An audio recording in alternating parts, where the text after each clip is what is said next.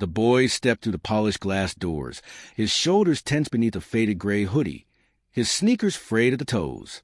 The room went quiet, just for a second, as all eyes turned toward him. Crystal glasses clinked. Silverware froze midair. The hostess looked him up and down, her lips pressed into a tight line. She did not even ask his name. She just turned, whispered to a manager, and within seconds he was being ushered back out the way he came. "We have a dress code," the manager muttered coldly, loud enough for nearby tables to hear. The boy's face burned as laughter trickled from a booth near the window. A woman leaned into her date and shook her head. They all saw him. They all judged him. He stood on the sidewalk, hands clenched, trying not to cry. Then, like a scene torn from a movie, a black Rolls-Royce Phantom pulled to the curb.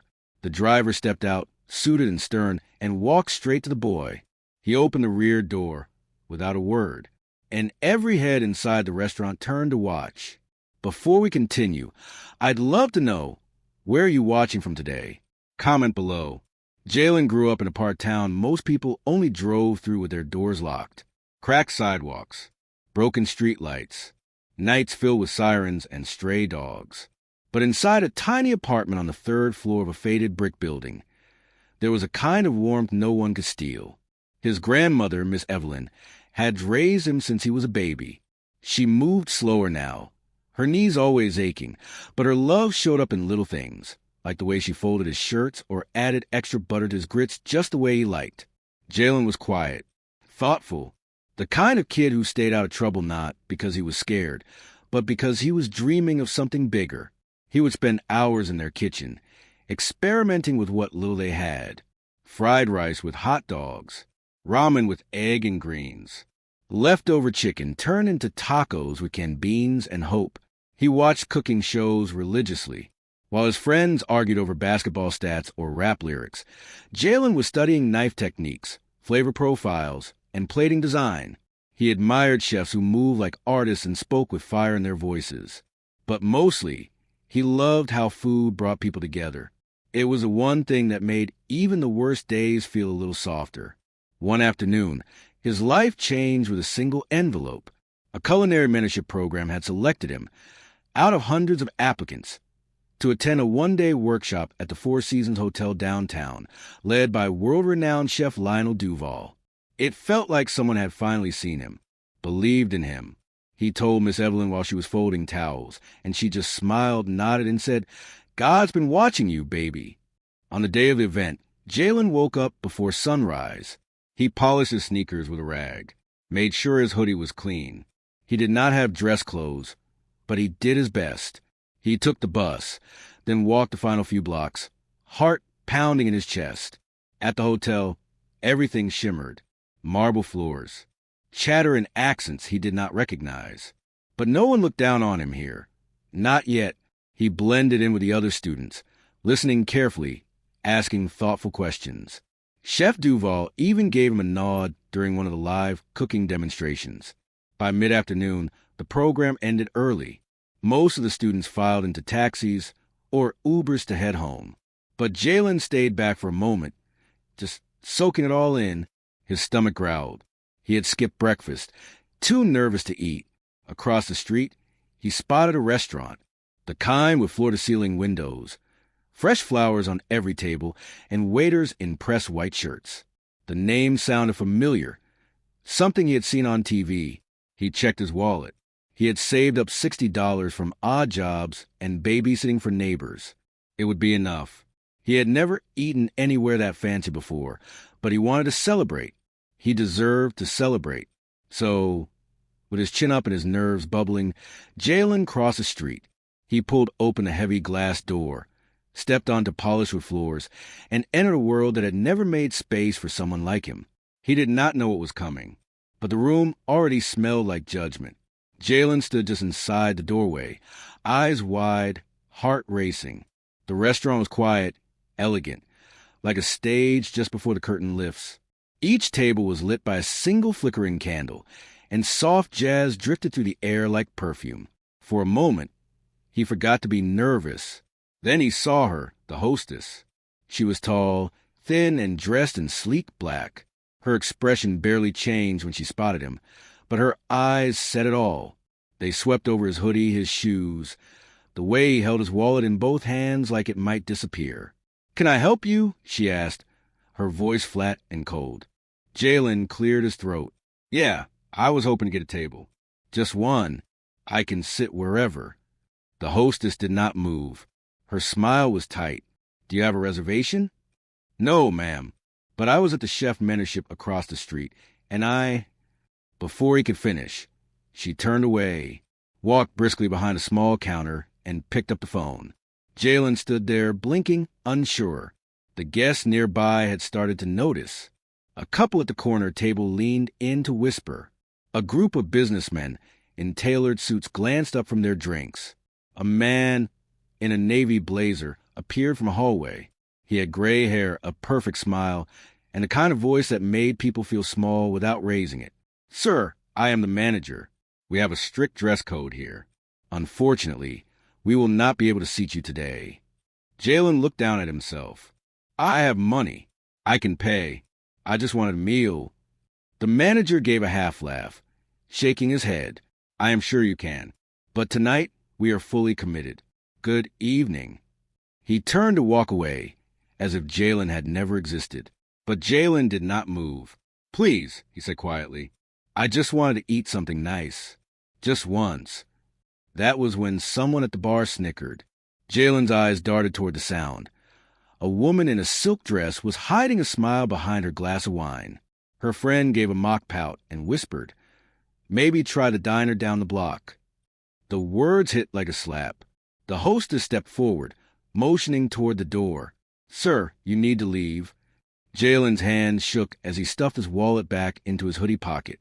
The warmth in his chest from earlier, Chef Duval's nod, the applause in the workshop, it drained out him like water through a crack. He stepped backward, then turned. The glass door closed behind him with a soft thud. Outside, the evening air felt colder.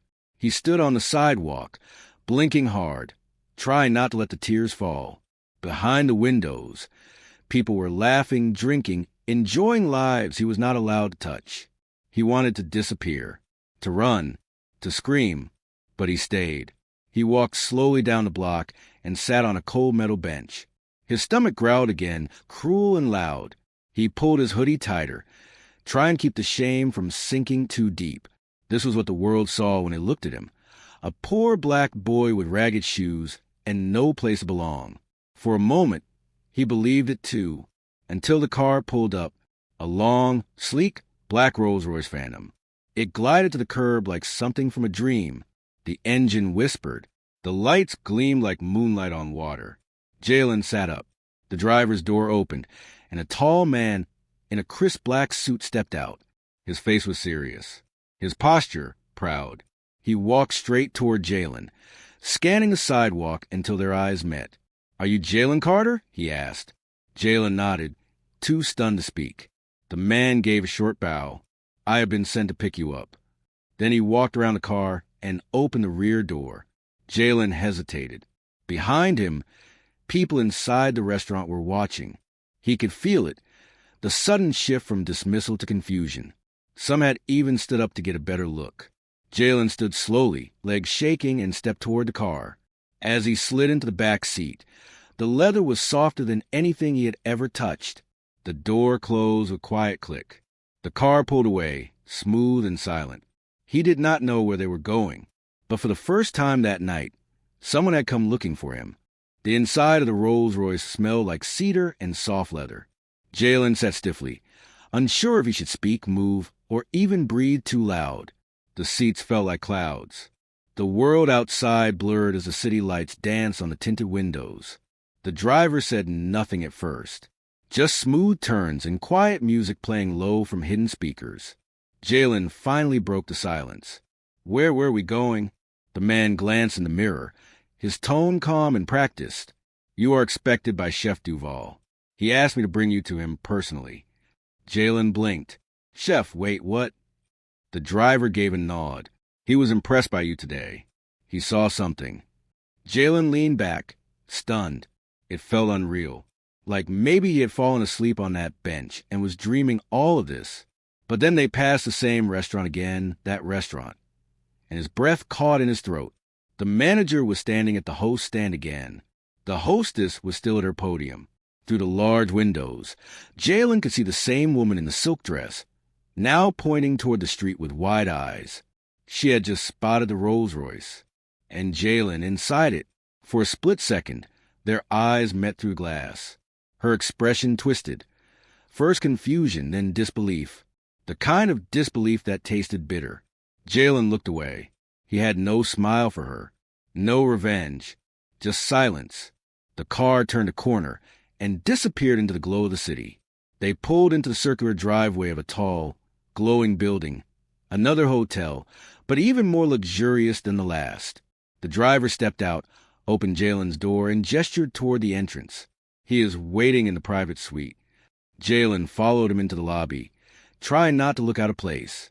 He felt every wrinkle in his hoodie, every scuff on his shoes. But no one stopped him.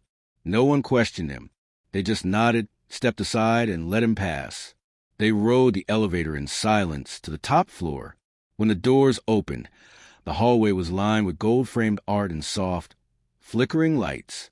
At the end, the driver knocked once on a large door and then opened it. Inside was Chef Lionel Duval. He stood at a window overlooking the skyline, glass in hand, still wearing his black apron from earlier. His hair was pulled back, and his presence filled the room. "Jalen," he said without turning. "Come in." Jalen stepped forward slowly. The suite was massive, leather couches, a kitchen island made of marble, fresh flowers on the table. It felt like something from a cooking show set. The chef turned and smiled, setting down his glass. "I wanted to speak with you personally." Jalen's voice was barely a whisper. "Did I do something wrong?" Chef Duval chuckled, shaking his head. "Not at all. In fact, you reminded me of someone." Jalen looked up. "Me?" the chef said. "When I was your age." He motioned for Jalen to sit, then lowered himself into the chair across from him. "I used to sleep in my car between shifts. Got laughed at. Turned away from places I now own a stake in. People think the coat makes the chef. They are wrong. Hunger makes the chef. Hunger and heart." Jalen did not know what to say. He swallowed hard. Chef Duval leaned in. "You have both." He stood and walked to the kitchen island, where a spread of food was waiting, grilled duck, roasted vegetables, bread still steaming. "Eat with me," he said. "You deserve more than crumbs tonight." Jalen took a seat at the marble counter. The food melted in his mouth. Every bite tasted like something he had only ever imagined. Chef Duval asked him questions about flavors, about spices, about how he would have made the sauce different. Jalen answered with confidence, his nerves slowly fading. He even made the chef laugh once, talking about burning rice when he first started learning. Then the chef said something that made Jalen freeze. "I want you to come to the VIP dinner tonight. It is informal, friends, students, some investors. I think they should meet you." Jalen glanced down at his hoodie. "Like, in this?" Chef Duval smiled. "If they cannot see past your clothes, they do not belong at my table." That night, Jalen sat under golden lights at a long table surrounded by people who did not laugh at him, who listened, who asked him for his thoughts. One woman across the table, a chef school board member, said quietly, "I think we can help him go far." Jalen was quiet, but inside his soul was screaming with joy. He had been kicked out of a place that judged his surface. Now, he was in a room that saw his soul. The next morning, Jalen woke in a room he never expected to see. Not in dreams. Not even in wild imagination. He had been offered the guest suite in the chef's private wing. The sheets were thick and cold like hotel clouds. The floor-to-ceiling windows showed the whole city like a painting. He sat on the edge of the bed, still wearing the same hoodie from the day before, and whispered to himself, "What is happening right now?" But it was real. Chef Duval had made it clear last night. Jalen was no charity case. He was a young man with talent, with vision, and more importantly, with a hunger to become something rare. By mid-morning, the chef met him downstairs, dressed sharp again in a sleek black coat and pressed pants. He handed Jalen a warm breakfast sandwich and said, "We are going somewhere. I want to show you what comes next." They drove together in silence for a while. No Rolls this time, just the chef's old black SUV. The city gave way to wide streets and quiet blocks. Eventually, they pulled up to a gated school campus with glass walls and rooftop gardens. A culinary institute, one of the best in the country. Jalen stared out the window. "I can't afford this place." "I know," said the chef, "but you will not need to." Inside, they walked the halls where students in Chef White's whisk sauces and carried platters across open-concept kitchens. Stainless steel shimmered under soft white lights. There were no bells, no yelling, just a rhythm, a pulse. It felt like standing inside the future. The chef introduced him to the admissions director, who already knew his name, then to a woman named Elise, the same one from the dinner table last night.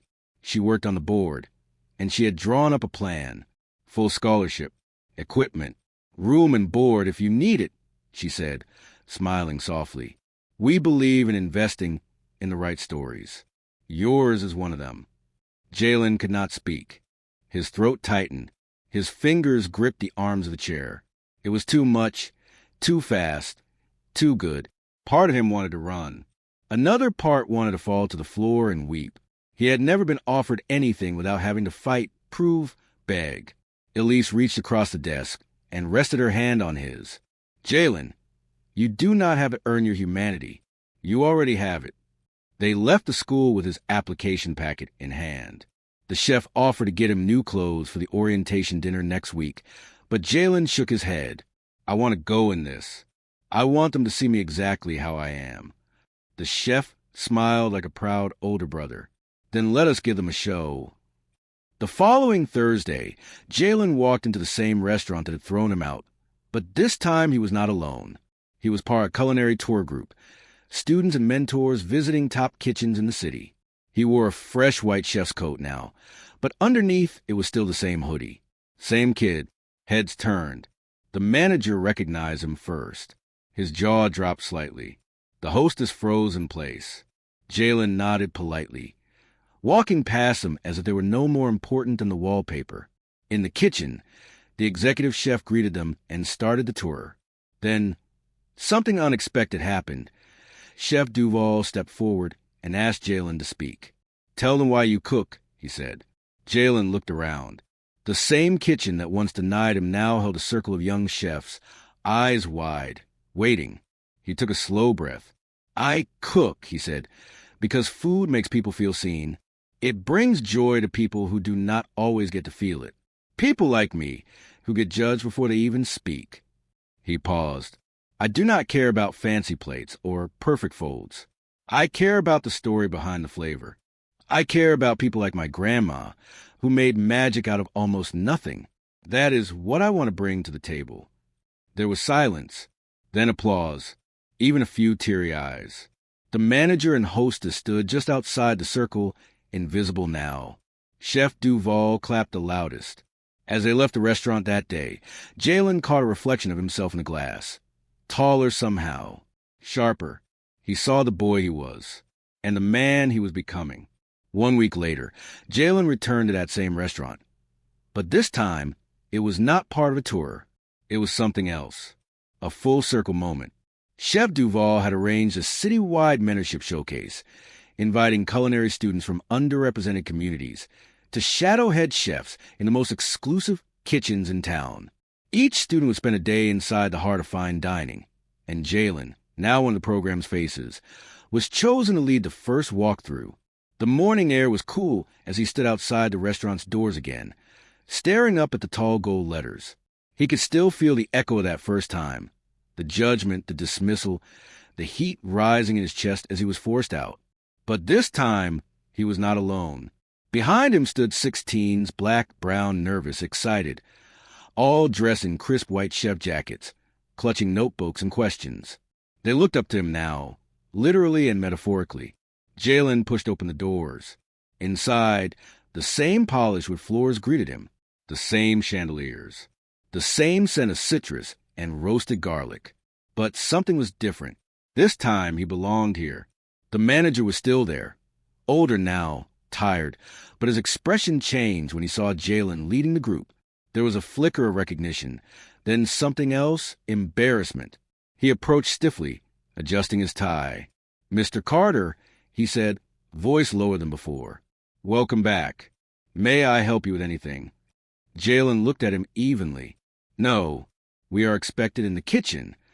The manager gave a tight nod and stepped aside. No apology, but also no resistance.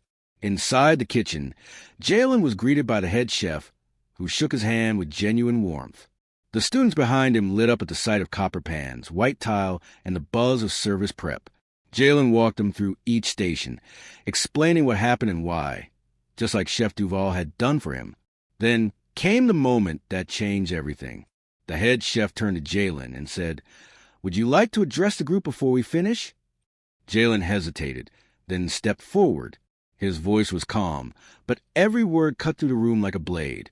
"A few months ago, I walked into this restaurant alone," he began, "and I was judged before I could even speak.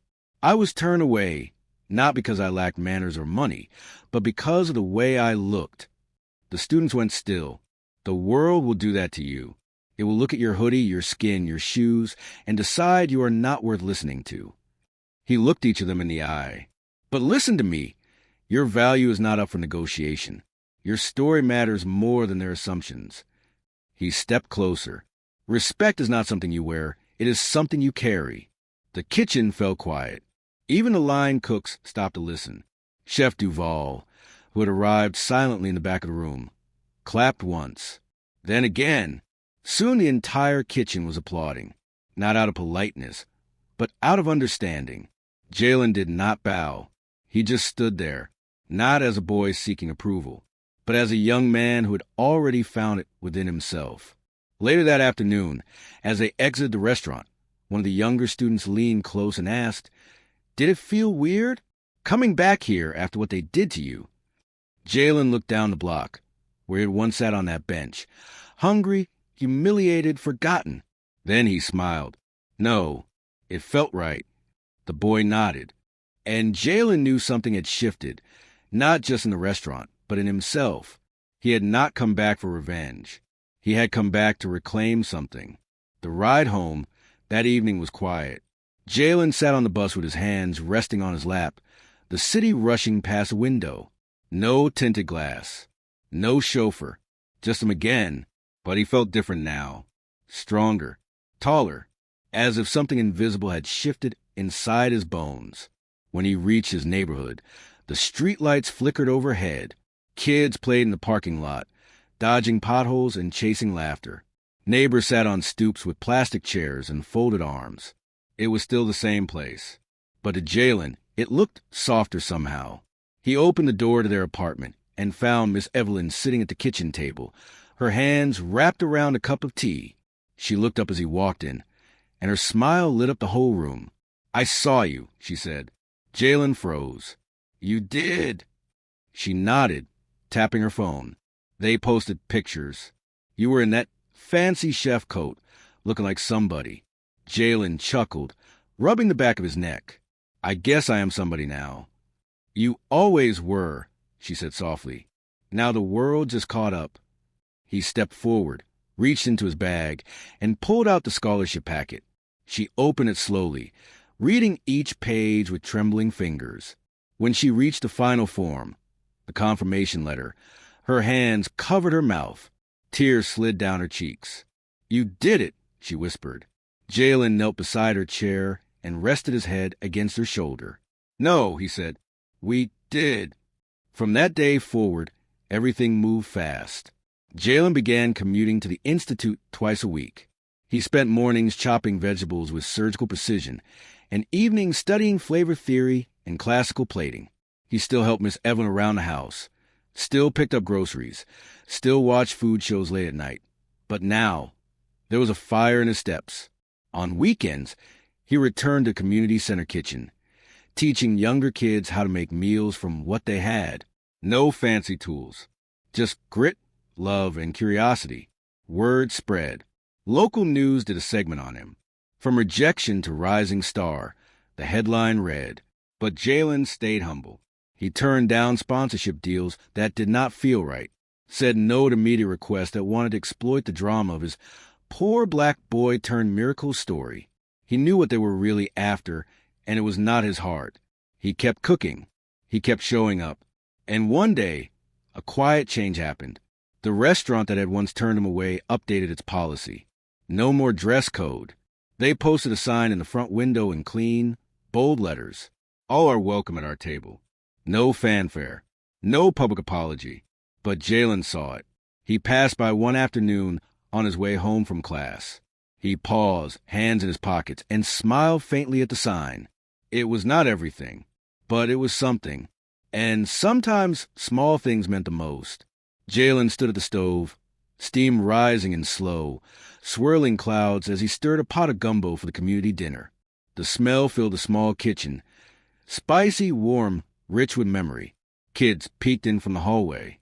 Neighbors brought in trays of cornbread and baked chicken. Miss Evelyn sat by the window, humming a hymn while snapping green beans. This was home. A volunteer from the youth center approached with a small camera. "Jalen," she said, "can we record you saying something? Just a message for the kids watching this later." Jalen wiped his hands on a towel, stepped into frame, and nodded slowly. He looked directly into the camera. "If they ever make you feel small, remember, your worth is not up for debate." He paused. "Not because of what you wear, not because of where you come from, but because of who you are. You do not need a title to be valuable. You do not need permission to matter. You already do." He stepped back, his voice quieter now, almost like he was talking to his younger self. "They told me I did not belong, that I was too poor, too rough, that I was not the right kind of person for places with candles and linen and crystal glasses." He smiled softly. "But here I am." A montage rolled in silence. Jalen tying an apron around a little boy at the shelter. Jalen handing a plate to a woman with tired eyes. Jalen helping Miss Evelyn into her seat at the head of the table. In another scene, he stood before a classroom, drawing spice profiles on the board while students scribbled notes. Later, he sat in a quiet park, sketching out a dream on the back of a napkin. A cafe that would welcome everyone, no matter what they wore or where they came from. As the sun set behind him, Jalen's voice returned one last time in voiceover. "I used to think success meant proving people wrong, but it is not. It is about proving yourself right. It is about showing up for the kid inside you who never stop hoping." The screen faded to black. Then one final image appeared, the same restaurant from the beginning, same windows, same golden sign. But this time, the poster in the window said, "Everyone welcome." And in the reflection on the glass, Jalen was walking by, still in his hoodie, still him.